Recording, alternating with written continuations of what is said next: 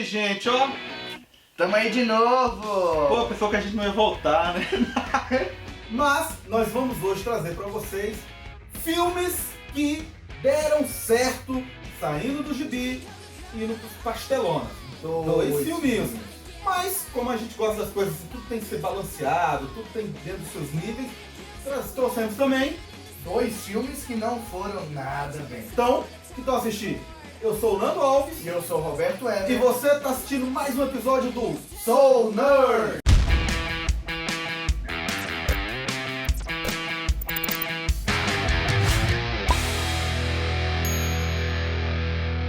Beleza, galerinha, olha nós aqui novamente. Vamos lá então, hoje falando de filmes que deram certo, saindo dos quadrinhos e indo pro cinema. E filmes que nem tanto. 4 filmes. 2 que no nosso ponto de vista aqui da Soul Nerd nós consideramos que foram muito bem sucedidos. E 2 que foram bola na trave aí, não foi tão bacana. O primeiro filme que a gente tem pra dizer que foi uma bomba de ruim foi o filme Spirit, de 2008. Ele foi dirigido por Frank Miller e é baseado nos quadrinhos de Will Eisner. Nessa história a gente vê que o policial Danny Coach, ele durante uma de suas ações como policial, acaba morrendo e sendo enterrado. O que a gente descobre é que ele não morreu, mas foi enterrado. E, acordando no meio da madrugada no cemitério, ele toma uma resolução: irei ser o espírito da cidade. Um justiceiro mascarado. Já tô morto mesmo, né? Já ninguém posso fazer o que eu quiser. Ninguém vai querer me matar porque eu já morri. E ele se disfarça de uma forma que é extraordinária. Ele põe uma máscara e ninguém reconhece ele. Ele usa chapéu também. Mas ninguém reconhece. É feito super-homem, é feito Clark Kent. Vamos colocar bem assim. Ah, mas por que alguém procuraria alguém morto? O problema do filme do Spirit, do Frank Miller, é exatamente o que? Ele quis fazer uma coisa tão nonsense, assim, tão Frank Millerzítica da vida, vamos inventar uma palavra aqui. Aquela noção meio ultra realista do cara que dá um soco e acaba viajando mil Porque anos. o que acontece? Ele ficou tão impressionado com Sin City, que também vem de Que é um obra ótimo dele, diga de passagem, de excelência, que ele falou, eu dou conta de fazer isso. Eu consigo fazer isso. Só que ele foi fazer com o personagem errado. Tanto é que se você que curte o Spirit de repente não sabe dessa informação, em 1987 foi feito um filme para a televisão, talvez é por isso que não se fale tanto, do filme Spirit, onde o Will Eisner estava lá vivo e deu uns palpites aqui e ali. Assistam. Fica como curiosidade. Dê uma olhadinha, ele não é um filme que você vai encontrar facilmente em locadora, não. E vocês vão ver o que a gente tá falando. Realmente, um filme pra TV em 87, ó, de 1000 a 0 nesse... O que a gente tem que lembrar é que o Spirit não é um personagem de Sin City. Ele tem um contexto histórico e social muito importante para a época, que é a década de 40. Ele demonstrava a possibilidade de convivência entre todos os tipos de pessoas e culturas, cores. E aí as pessoas simplesmente esqueceram disso quando foi fazer o filme. Você talvez hoje leia uma edição do Spirit do Will Eisner, você não vai achar nada tão estranho. E isso é legal. Porque se você ler realmente as revistas da época, você vai ver que a mulher é submissa, sempre submissa. Os personagens negros ou são marginais ou são estereotipados, né? E no Spirit não, os personagens têm foco, ó. Um dos personagens que é uma criança negra, chamado Ebony, né? Ele é de extrema importância para Ele é o série. Robin do negócio. É uma espécie de Robin do nosso amigo. Então, e as vilãs do Spirit são as vilãs do Spirit. O Spirit quase não tem vilão. Elas são fortes, poderosas e quase derrotam eles todas as vezes. E sempre engana ele. Então, fica aí, gente, ó. Fica aquela coisa, a gente falou que o filme é ruim, mas estamos dando dicas aí. Procure o quadrinho e procure esse filme aí de 1987 que vocês vão ver que vale a pena curtir o Spirit. O nosso próximo filme, que é de fato um filme terrível, nada extraordinário, é A Liga Extraordinária. Ele é de 2003, dirigido por Stephen Norrington e foi escrito por Alan Moore. Isso. O quadrinho, né? E desenhado por Terry O'Neill. Isso, a adaptação do cinema são um grupo de escritores, né, que eu não acho que eles adaptaram não, eles fizeram uma livre adaptação. Porque Me bota livre nisso. é bem livre. Uma curiosidade a respeito do filme, é que quando a gente estava procurando a ficha técnica dele, a gente descobriu que foi uma luta achar o diretor. Parece que aparentemente ele não quer, ele se escondeu, ele não quis muito colocar isso não, né? Não quis colocar o nome dele ali na reta não, né? Infelizmente a Liga Extraordinária é um filme que podia ser extraordinário mesmo, sem precisar muitas delongas. Não precisava de muita coisa. Se seguisse 50% do que tem nos quadrinhos, até porque a série Liga Extraordinária ela é enorme, tem vários tomos, né, uma sequência de histórias muito longa. Ali eles pegaram uma das histórias, uma das aventuras, né, e faria uma adaptação muito boa, sem muito trelelê, e faria um filme muito bacana. Só que não. Eles quiseram fazer uma coisa meio James Bond, com um pouco de americanizar a coisa, e deu no que deu, né? Alan Moore, se ele tivesse morto, ele ia ficar de bruço dentro do túmulo, né? Ele já está de bruços dentro do seu túmulo, pra falar a verdade, mesmo vivo. Ele não aceitou o nome dele ser colocado no crédito de forma alguma, e pediu encarecidamente à empresa, e inclusive também a DC Comics e todas as empresas envolvidas, que não citasse ele em relação ao filme. Com toda a razão. E aí, só isso você já se assusta em relação ao filme Liga Extraordinária. O que nós vemos no quadrinho é um grupo de pessoas extraordinárias, de fato, de várias obras de literatura, como o Drácula, melhor, uma vampira, né? Capitão Nemo, de Júlio Verne, Dr. Jack, Mr. Hyde, O Homem Invisível, Dorian Gray, são personagens fantásticos da literatura lá do século XVIII, XIX, XX também, mas são personagens clássicos. Que o cara pegou, olha só que ideia bem bolada, vamos juntar esses caras tudo na época e fazer os Vingadores da literatura. Tudo pra dar certo. Tudo pra dar certo. Não, o filme e tinha o quadrinho foi ótimo. E o filme tinha Sean Connery, mas não foi.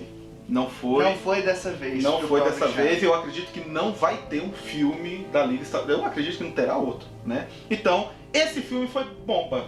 Bomba. Pra quem leu o gibi, eu acho que nem saiu no meio do cinema. No meio do filme, falou tchau. Agora, você deve conhecer o gibi? Deve. É uma excelente obra literária, assim, de primeira. Alan Moore, ele realmente foi ao fundo, pesquisou cada personagem, e não só os personagens, ele também pesquisou os criadores desses personagens. Ele faz referências o tempo todo, referências históricas, ele consegue juntar os fatos dos personagens mesmos, os personagens antigos com os fatos históricos, e ele mescla de um jeito que você fica, pô, acho que isso aconteceu. Aconteceu isso no filme? Aconteceu esse filme? Pergunta, não! No filme é uma pataquada de sessão da tarde, então... Se você já viu e gostou, eu digo, leia o quadrinho pra você entender o que a gente tá dizendo. De repente ele não vai gostar dos quadrinhos, né? Não sei.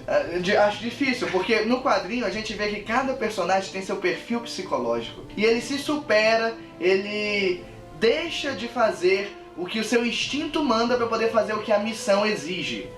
O tempo inteiro a gente percebe isso. O Alan Quatermain tem seus problemas e ele tem que lidar com isso para poder a missão dar certo e o mundo não entrar em uma guerra mundial, que é a grande ameaça. E a vampira da série não é uma vampira do Crepúsculo, né? Que chupa sangue só quando quer. E na série não, a série você vê que ela é uma descontrolada. Ela enfrenta isso o tempo todo, o instinto sendo superado pela missão, né? Bom, mas como o Som Nerd não é um programa com notícias para trazer notícia ruim, a gente vai fechar com o final feliz. Te quero. Feliz.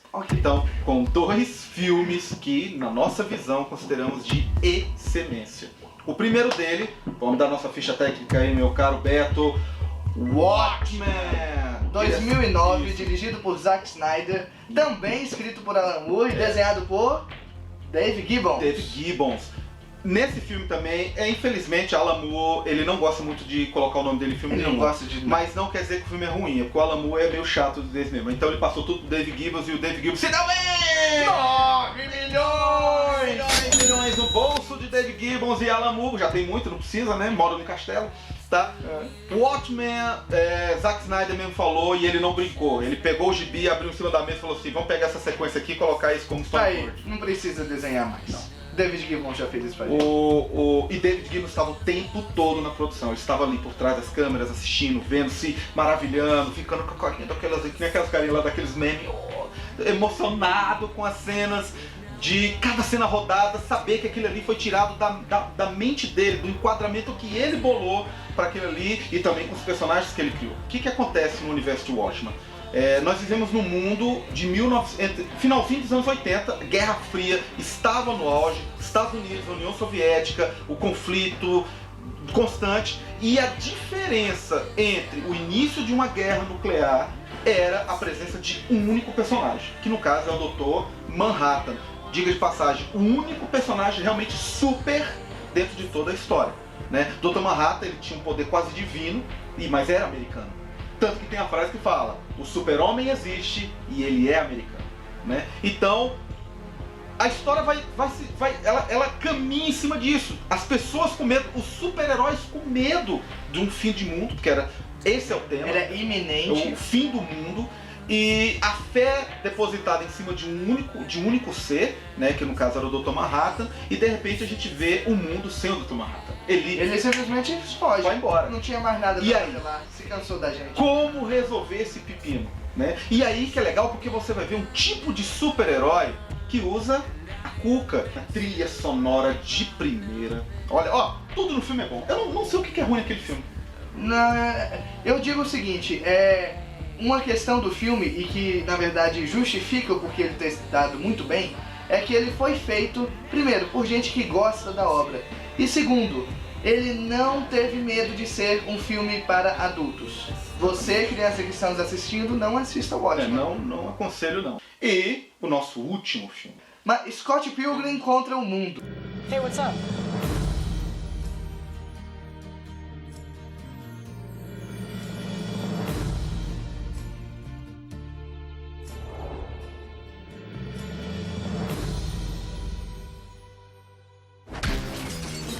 Scott Pilgrim contra o Mundo foi dirigido por Edgar Wright e lançado em 2010, baseado na obra Scott Pilgrim, uma série de gibis escritos pelo canadense Brian Lee O'Malley. E conta a história de um rapaz de 23 anos, assim como eu, que vivia a sua preciosa vidinha, Na sua bandinha, tocando a sua banda, namorando a sua namoradinha colegial de 17 anos, e de repente aparece uma garota no sonho dele, uma garota dos sonhos dele, Deusa. a deusa grega. Que melhor dá bola pra ele.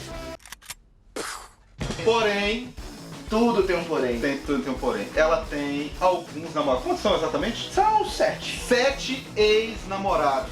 Bom, aí você pensa, pô, essa é uma história comum, mas a forma como o diretor e a forma também como nos quadrinhos foi apresentada são super ex-namorados. Quer dizer, e o Scott Pilgrim tem que inventar todos Eles. Aí ele entra num verdadeiro videogame dentro da vida dele. Ele que Literalmente. gostava de jogar videogame, literalmente.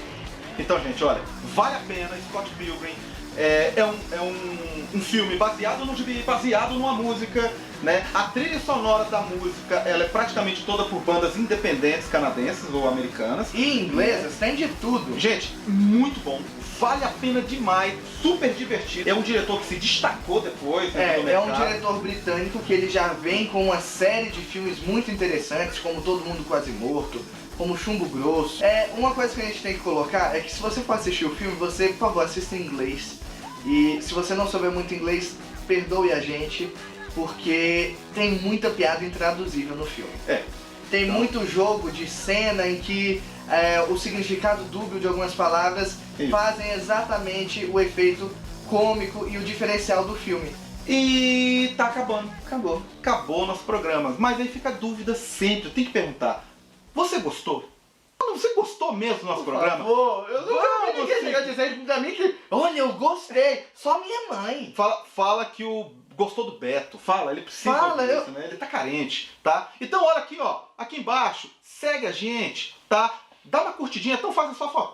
Tem uma mãozinha assim, ó. Na outra não, nessa aqui. Na outra não, nessa aqui. Essa. Dá um cliquinho. Eu sou o Nando Alves. E eu sou o Roberto Weber. E vocês acabaram de ver mais um episódio do Soul Nerd. Obrigado, gente. Até mais, a próxima. galera.